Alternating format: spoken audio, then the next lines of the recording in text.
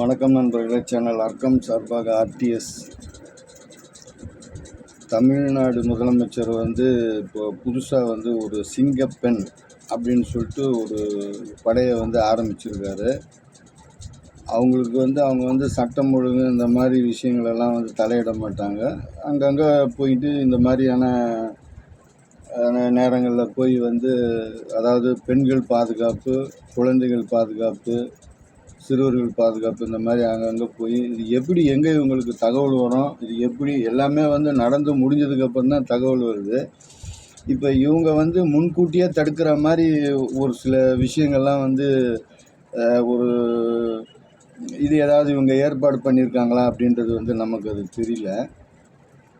இப்போ இதில் அவர்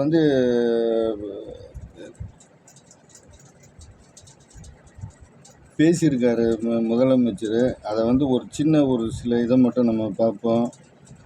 ரீல்ஸிலும் இன்ஸ்டாவிலும் மற்றவர்களைப் போல தேடிக்கொண்டிருக்க முடியாது. உண்மை நிலையை நாம் புரிந்து கொள்ள வேண்டும். முதலமைச்சர் சொல்கிறாரு, இந்த பிரச்சனைகளை பல்வேறு வகைகளில் ஆய்வு செய்யும்போது அது போதைப் பொருள் நடமாட்டத்தில் தான் நிற்கிறது. அதை வேரோடு பிடுங்கி எறிய வேண்டும்.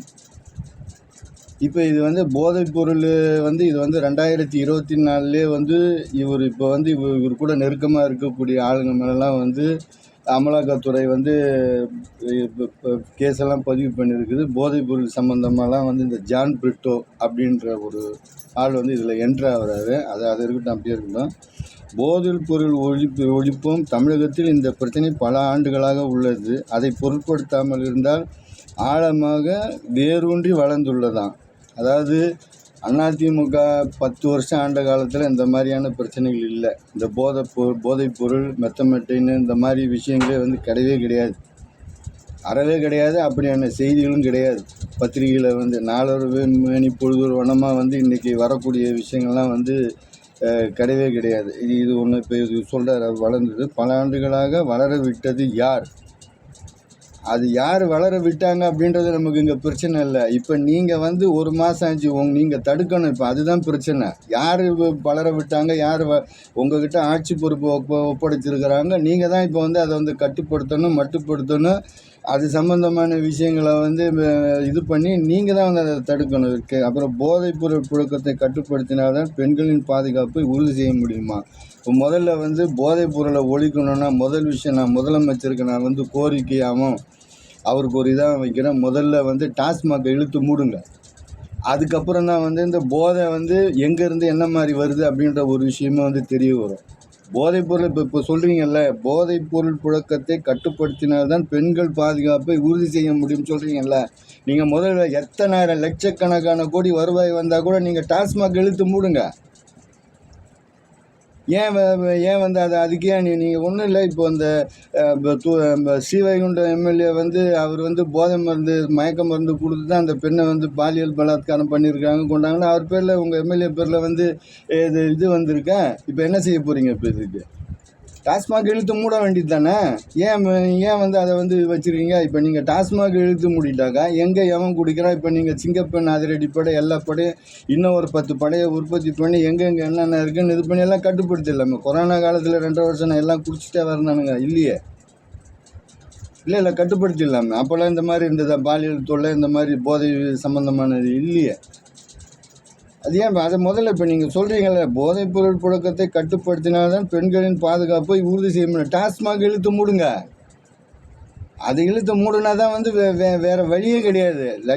ஆயிரக்கணக்கான நீங்கள் இப்போ இன்றைக்கி உங்கள் ஆளுங்கள்லாம் வீடியோ ரீல்ஸில் போடுறாங்க. விஜய் அண்ணா, நீங்கள் இப்போ சிலிண்டர் கொடுக்க வேணாம், நீங்கள் 2500 பணம் கொடுக்க வேணாம், எல்லாத்தையும் நிறுத்திடுங்க, பெண்களுக்கு இந்த இலவச பஸ் வேணான்னு சொல்கிறாங்க. அது அப்படி போடாதீங்க. டாஸ்மாக் இழுத்து மூடணும்னு சொல்கிற மாதிரி வீடியோ போடுங்க, அந்த மாதிரி ரீல்ஸை போடுங்க. டாஸ்மாக் இழுத்து மூடுங்க. ஏன் உங்களுக்கு என்ன தயக்கம்? ஒரு நாடு இப்போ இந்த மக்கள் உங்கள் பேரில் அவங்க தற்கூரி இல்லாத தற்கூரிப்பு பாதி, நல்லவங்க பாதி உங்களை நம்பி ஓட்டு போட்டிருக்காங்கல்ல.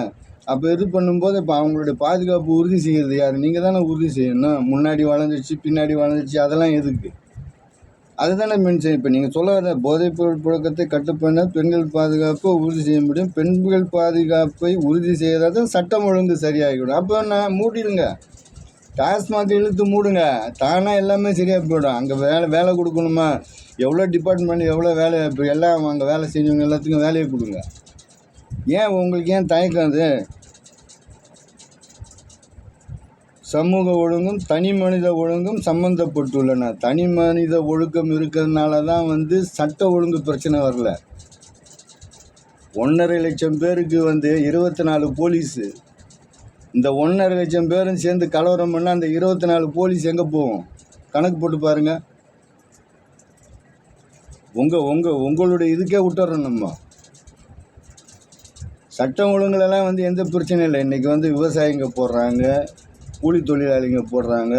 இதோ இப்போ அந்த 100 நாள் வேலை வாய்ப்புக்காக போராடிட்டு இருக்காங்க. இப்போ அவங்கெல்லாம் என்ன அமைதியாக தானே போராடுறாங்க? அவங்க என்ன கையில் கத்தி கம்பு வச்சுட்டா போராடுறாங்க? இல்லையே. ஜனநாயக ரீதியாக தங்களுடைய உரிமை, தங்களுடைய வாழ்வாதாரத்துக்காக போராடுறாங்க. இதில் என்ன சட்டம் ஒழுங்கு என்ன இருக்குது?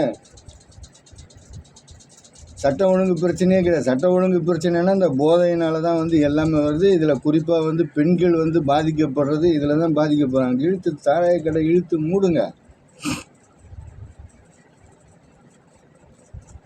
சமூகம் தன்னால் மாறும். அதான் இது சம்மந்தப்பட்ட தனி மனித ஒழுங்கு நன்றாக எல்லாம் நல்லா தான் இருக்கிறாங்க. நீங்கள் தான் ஒழுக்கமான படம் தானே நடிச்சு காட்டியிருக்கீங்க.